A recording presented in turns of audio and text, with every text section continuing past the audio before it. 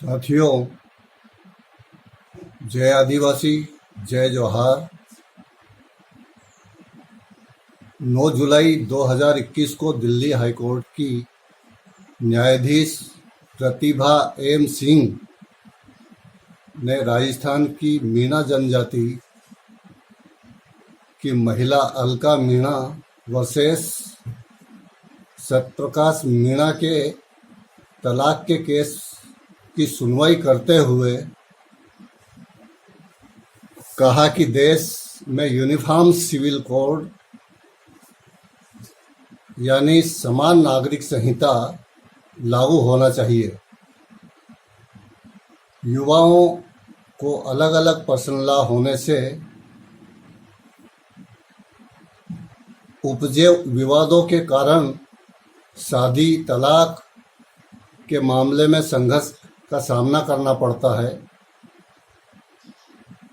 भारतीय समाज में धर्म, जाति, विवाह आदि की पारंपरिक बेड़ियां टूट रही है। ऐसे में समान नागरिक संहिता लागू करने की आवश्यकता है और यह सही समय है। कोर्ट ने केंद्र सरकार को जरूरी कदम उठाने के लिए निर्देश भी दिए हैं। नागरिक संहिता का कानून बनाकर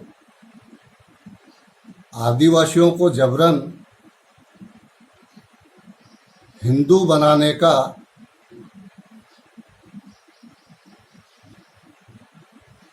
यह षड्यंत्र माना जा रहा है।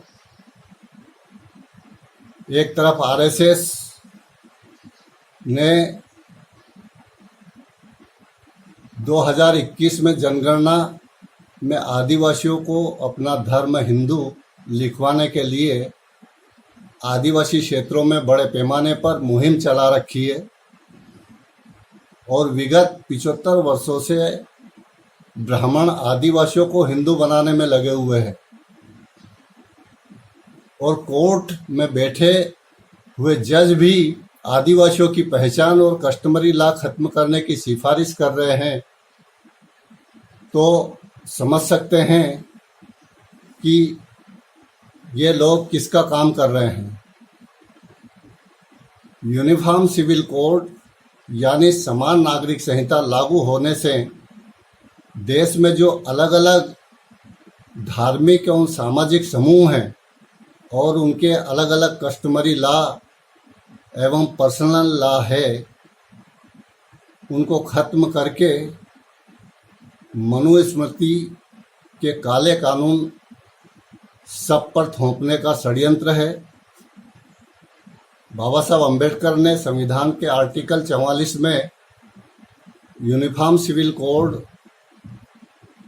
फॉर सिटीजन में यह लिखा है कि the state shall endeavored to secure for the citizen uniform civil code throughout the territory of India। बाबा साहब अम्बेडकर का कॉमन सिविल कोड के संदर्भ में मत था कि देश के सभी नागरिक समान हैं, उन सभी नागरिकों को समान अधिकार मिलना चाहिए। किसी व्यक्ति के साथ डिस्क्रिमिनेशन नहीं होना चाहिए और वर्तमान में जिस तरह से यूनिफॉर्म सिविल कोड लागू करने के लिए प्रयास किए जा रहे हैं या आदिवासियों के ऊपर या अन्य सामाजिक समूह सिख, ईसाई, मुस्लिम इन पर थोपने का जो षड्यंत्र किया जा रहा है, उसका प्रभाव आदिवासियों पर क्या पड़ेगा मैं आप लोगों को बताना चाहता हूँ। साथियों, आदिवासियों का पर Sharda act 1928, Hindu marriage act 1955, Hindu code bill 1956 लागू नहीं होता है और विभिन्न हाईकोर्ट एवं सुप्रीम कोर्ट के निर्णय में माना है कि आदिवासी हिंदू नहीं है और यूनिफॉर्म सिविल कोड के माध्यम से लागू होता है, तो आदिवासियों पे जो इसके प्रभाव पड़ेंगे वे मैं आपको बताना चाहता हूँ।